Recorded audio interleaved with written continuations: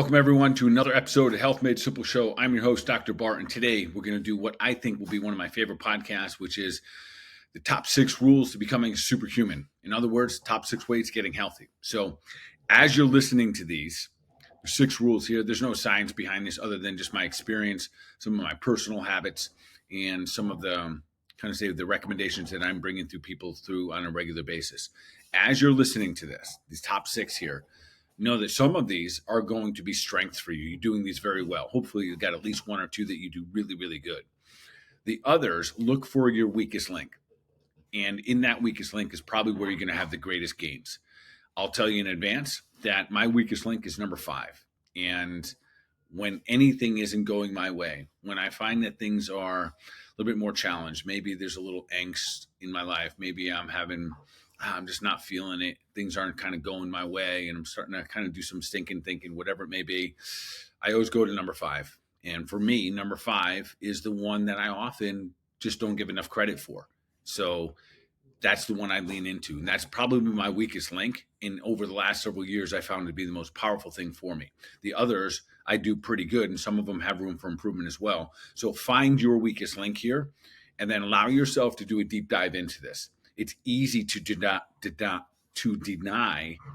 the weakest link. I did it for years, and then I found that by going into that, it became my strength. That became part of what helps me become a little bit more of my superhuman potential every single day. So I wish the same thing for you. Same thing for you. With that being said, keep doing your thing. Keep sharing it out. Keep spreading the love here. We're able to grow this podcast simply. The greatest way, quite frankly, is by you sharing it, and then also by you giving us good ratings on wherever you listen to your podcast. So if it's Spotify or YouTube or Apple, please give us a 5-star rating. And if you want, ask questions. Leave comments. We love to hear what you're thinking about our podcast. So keep doing your thing. Keep sharing out. Keep spreading up. All right, let's dive in. My top 6 rules to becoming a superhuman. In other words, how to become healthy. Number 1 is this. You got to move. Number 1 is movement. There's 3 parts of movement. This is about every single day we should be moving to some degree. But when we break this down, when it comes to our physical bodies, there's 3 components here. Number 1 is your flexibility. Number 2 is going to be your strength. And number 3 is your endurance. And I'm going to move through these kind of quick. I've done entire podcasts on just movement and other categories here, but I want to just a reminder here. Think about what area right now that you could make some improvement in how you move your body. Are you flexible? Or he's starting to say things like, I've always been tight in my life. No, the answer is no to that. We're born like Gumby. We die with rigor mortis. So you want to be somewhere moving toward that Gumby state of feeling. So some of you need to get some yoga in your life. Some of you need to get some weights into your life. And then some of you need to increase your endurance. We want all 3. So figure out which one is the weak link and start to create a strategy and a plan for that. So number 1 here of habits to become a superhuman is make sure you are moving your body. And how do we measure them? It is how strong you are. It is how your endurance is and how your flexibility. Number 2, we're going to go right to it. We're going to talk about eating, nutrition. It's very simple, although it might be the hardest to apply. So just because I say simple does not mean it's easy. It is simple in concept. We should put real food that was designed for the human body into our bodies only, not kind of, not sort of, not 80% of the time good and 20% bad, not in moderation. We shouldn't put toxins into this gift that we were given called our bodies in our lives. So with that being said, how do we shake this down? Very simple. If it comes from God's garden, if it comes from a root, a plant, tree, if it walks in the garden, swims in the sea, eat it. You've heard me say that 1,000 times before. What does that really mean to you? Foods with one ingredient belong in our body. If we have chemicals, we need to be organic as well. It's not kind of an option, because if not, we are surrendering to the fact that there's going to be chemicals, potentially GMO foods in our foods that we're putting into our body.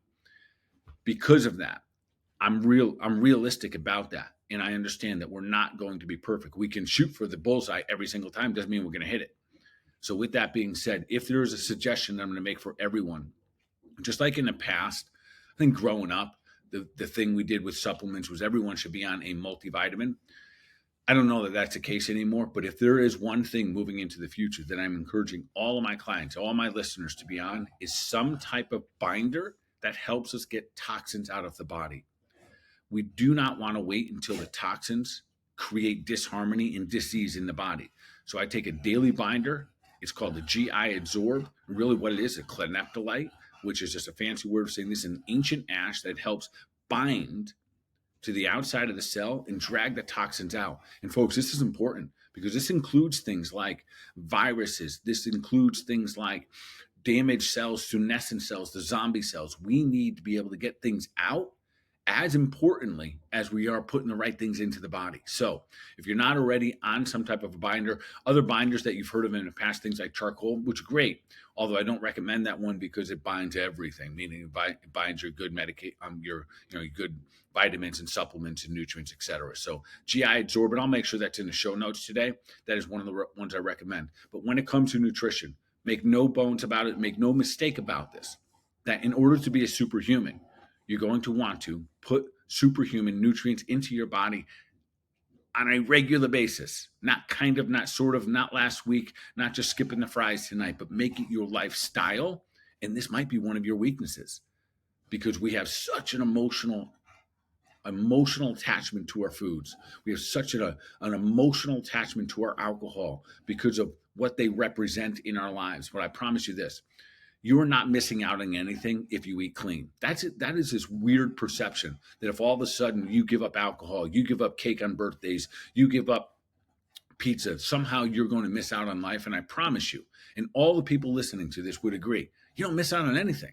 All you miss out on is the food hangover, the alcohol hangover, the lack of energy that you once really, really wanted. So with that being said, allow yourself, give yourself permission. This is one of the biggest categories. This is probably the biggest needle mover of all. For most people listening to this podcast, this is the one you got to dive into and really pledge to yourself that you will get this right.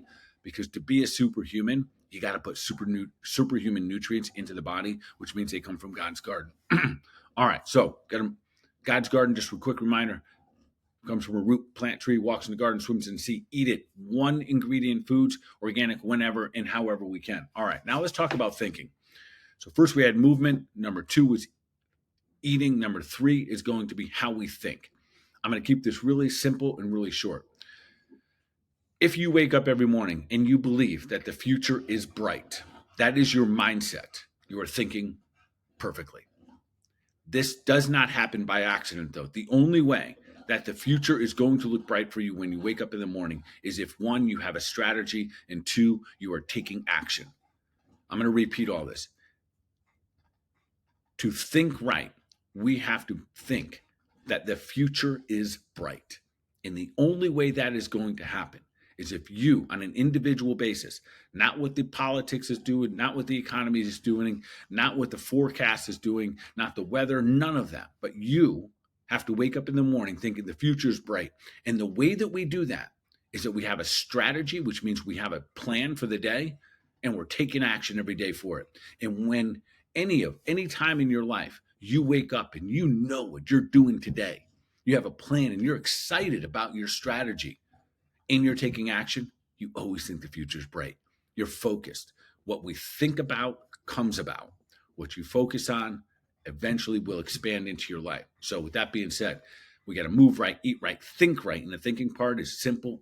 Just ask yourself right now, do you wake up thinking the future's bright? And if you do, it's because you have a plan and you're taking action. If you don't think the future's bright, you don't have a plan. You don't have a strategy and you're not taking action toward that. You are getting distracted, unfortunately, by the outside world dictating to you how you're supposed to think. All right, so number 4, let's keep moving here. In order to be a superhuman, number 4, we got to be good at sleeping. Yeah, sleeping is when we heal. When we sleep is when your body goes out and kills things like cancer cells. It suppresses your viruses that are hanging out in your body. It's cleaning things out. It's balancing your hormones. It's metabolizing for you. We have to get really, really good at sleeping. So I'm going to break this down in a couple categories. One, I'm going to encourage you to do this. Let's just, as easy as it sounds, it is easy. Let's get in rhythm with nature. What do I mean by that? Circadian rhythm, even if you've never heard of it, don't really understand it. Really what circadian rhythm means is just to be in flow with nature. Yes, we can swim upstream, and no doubt about it. A lot of us have done it. A lot of us are trying to do it. But I'll tell you what, it's a lot easier to swim downstream, to just go with the flow. And what does that mean when it comes to circadian rhythm? Very simple. Go to bed with the dark, get up with the light, and always eat in the light. If you do those foundations, those fundamentals, you're going to be in rhythm with nature. When you get up in the morning, get up with the light, not 3 hours after the light, but you get up with the light. You rise with the same energy that the earth is. You get up slowly and you start to move. And the next thing you know, you're singing and dancing just like all the birds and the animals. The moment you get up and your eyes start to get a little sunlight into them, your body starts to regulate your hormones. It starts to regulate things like cortisol. It starts to increase your cortisol effect, down regulates melatonin. So your body has energy ready to flow through the veins.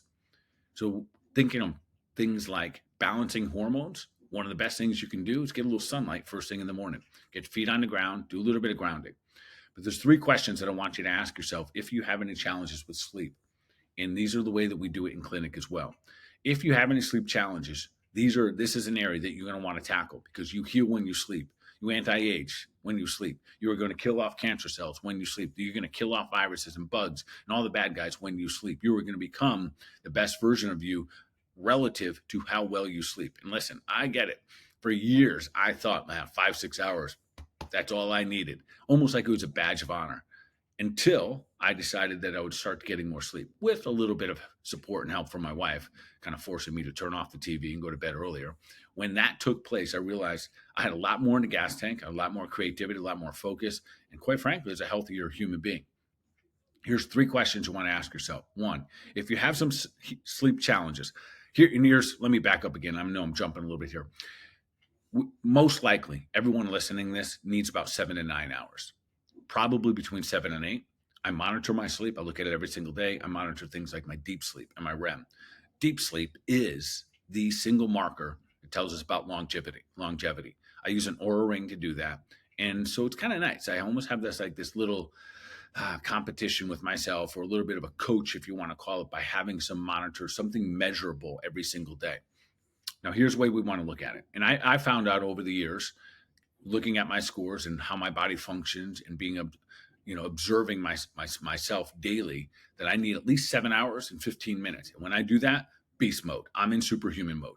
You got to find your number and be honest with it, because I used to think it was between 5 and 6 hours, and I was just fine. And I'm talking about sleep. I'm not just talking about lying in bed. Here's the 3 questions you want to ask yourself. 1, if you have a sleep issue, is it that you have a hard time falling asleep? If you have a hard time falling asleep, my favorite herb for this, to help you just unwind, if you just are just wound up, my favorite herb is an herb called Kava. I'll make sure those are in the notes as well. The best thing about Kava, it's simple, it's easy, it's probably better than Xanax, quite frankly, if you have like anxiety. It just helps your sympathetic nervous system unwind and relax. And for a lot of us, that's why we can't get a good night's sleep, is because we haven't hit the off button.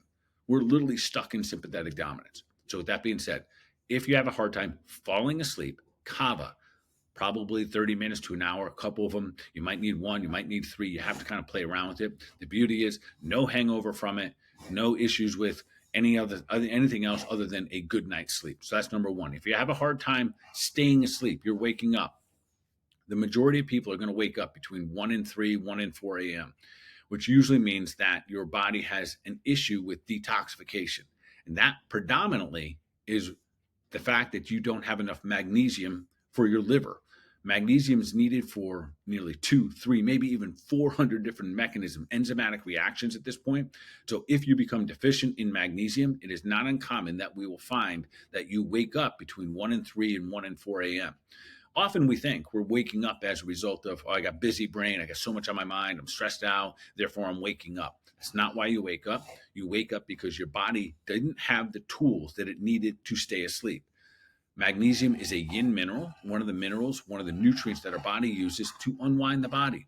It supports things like vasodilation, relaxation of the muscles. It helps our bodies unwind, and also 200 to 300 different enzymatic reactions. So when we become deficient in it, which is very simple, because magnesium is depleted at twice the rate if you have stress, if you have sugar in your diet, carbohydrates, if you have all the stuff like gluten and all the phytic acid, and also alcohol. So if you happen to go to bed stressed with a little bit of alcohol prior, your rate of depletion of magnesium is skyrocketing. So that being said, I'll put the type we use. A lot of good magnesiums out there. You don't have to get caught up too much in which one is the absolute best. I'll put the one we use. We use magnesium lactate. I like that one simply because it does a little bit of everything, gets into the tissue, gets into the gut, gets into the brain. All right, with that being said, so there's those two things. Do you have an issue falling asleep, staying asleep? And then the third is, are you waking up tired? If you're getting your 8 hours or 7, 8 hours and you're waking up every day tired, there's a very good chance that you are experiencing some level of adrenal dysfunction, adrenal fatigue. And therefore, I always recommend my favorite out there is something called an adrenal tonic. I'll put those in the show notes as well. It is a tonic. It is liquid. Yes, it has a little bit of an interesting taste, I would say, to it, but it's 4 different herbs that help you get better. What do I mean by better? It supports your stress mechanisms, which is part of your immune system. It's got a little bit of ashwagandha in there, echinacea, a little romania, and a little bit of licorice root. And by the way, ladies, if you're out there, licorice root might be one of the single best tonics for females, just general overall tonic to make you feel good. All right, so there we've covered how you move, how you eat, how you think, how you sleep. Now we're going to get into number 5 and 6. Number 5 is the one that a couple years back, I read a book from a friend of mine, Hal Elrod.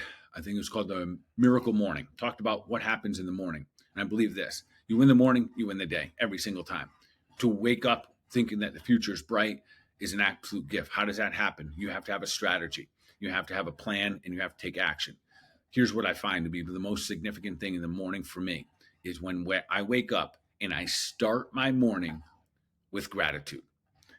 I've talked about this on this podcast a bunch before. I would say that almost every single day I get up and I do a 3-minute gratitude meditation. I've done this probably now for the roughly the past, I'm just going to guess here, about 7-8 years. And I will tell you, it makes life a lot easier. For those of you who think this is no big deal and you're not doing it, you're probably also not experiencing the benefits of it. I will tell you, when you do a 3-minute gratitude meditation, you get up, and this may look different for every one of you, but having a gratitude meditation in the morning, very difficult for me to have a bad day. It makes everything, it balances everything out. All the challenges, all the nuances that life might bring us, especially in an environment today with there's politics going on, there's economic things going on, there's everyday life things going on. We have family members that may get sick, they may pass away. We have financial issues, health, wealth, relationships, all of those challenges.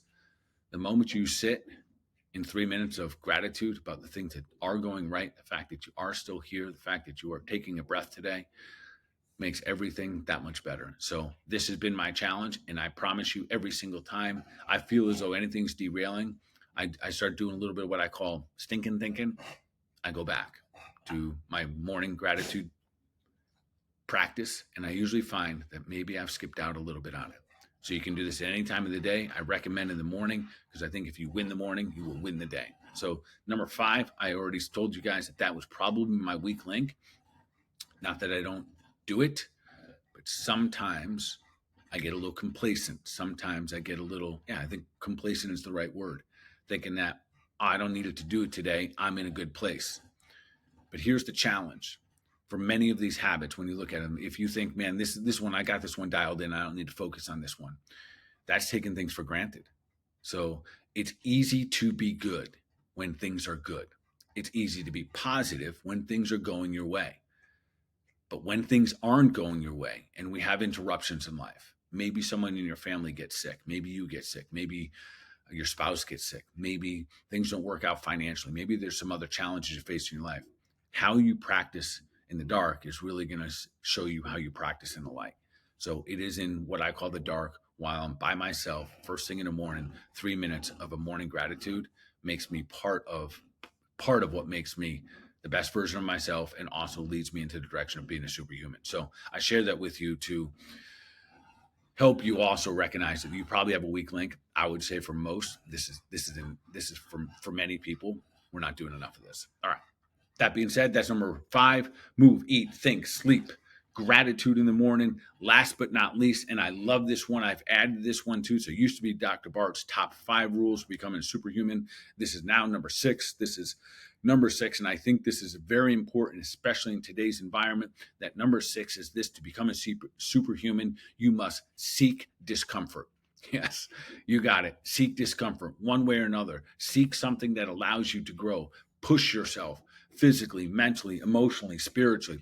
Do the thing that you know is a weak link. I've talked many times about how cold plunging. I do not have a good relationship with cold, period. I'm relatively thin. I don't have a lot of body fat in my body. So the idea of intentionally getting into cold water every single morning, starting my day after my morning gratitude, after my exercise, and then getting into a cold plunge is the last thing in the world I want to do. Yet the benefits I get from it are amazing. I seek that discomfort now. I'm not telling you to risk your body. I'm not telling you to go jump out of airplanes and stuff like that. But if facing some of those fears are seeking the discomfort that allows you to recognize that you're worthy of all the great things that this world has to offer, and you're much more capable than you are setting yourself up to be. Much more capable of achieving things that you don't even know about simply because you haven't allowed yourself to get more and more uncomfortable. The beauty is these things that we think are uncomfortable today become not so uncomfortable tomorrow. I do not fear my cold plunge anymore. I just know it's going to be uncomfortable and massive benefits are coming after it. I can go on and on about right now the different things that I am looking forward to that are going to be super uncomfortable in my life that literally make me nervous thinking about them. Yet it also excites me knowing that when I tackle those in this opportunity that I have now, the opportunity that you have right now, there are things that you are dreaming about, but you put those dreams aside because you haven't seeked out the discomfort to move you in a direction of getting those things. It might be with your health, it might be with your wealth, it might be with your relationships. But in order for you to really peak out to get those things that are deserved for all superhumans, you're going to have to get super uncomfortable to get those. All right. Quick review here. The 6 habits that Dr. Bart says to become a superhuman, to become the healthiest version of yourself. Number 1, we got to move right. Number 2, we got to eat right. Number 3, we got to think right, which means we got to get up every single morning and think that the future looks bright. Number 4, we got to sleep properly. We got to get plenty of sleep so we become a beast in the morning. Number 5, gratitude. I told you that's my weak link, but it's also my strength because now when I do that, I know it pretty much fixes everything throughout the course of the day.